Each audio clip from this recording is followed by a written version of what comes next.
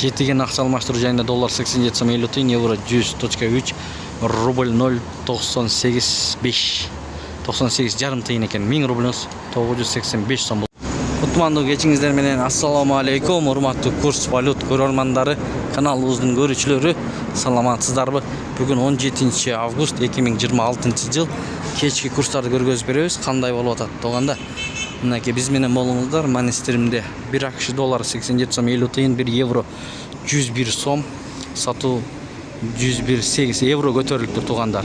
Рубль 0.984, сатуу 0.994. 1000 рубльңыз 984 сом болот экен. Эгерде сатып алсаңыз 1000 рубль 994 сом. Видеого лайк басып каналга катталганды унутпаңыздар. Партнер акча алмаштыруу жайын көрсөтөбүз. Бул жерде доллар 87 сом 50 тыйын, евро 100.7 экен. Рубль 98 тыйындан алып 99 тыйындан сатып атат туугандар. Тенге 0.188. Видеого лайк басканды унутпаңыздар достор. Башка бир туугандар да көрсүн.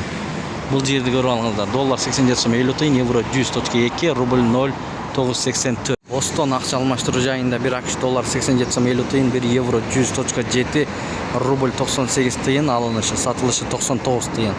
Тенге 0.18, юань 13 сом. Түрк лирасы 1.80. Ошу менен видеону жыйынтыктайбыз. Сак саламатта туруңуздар.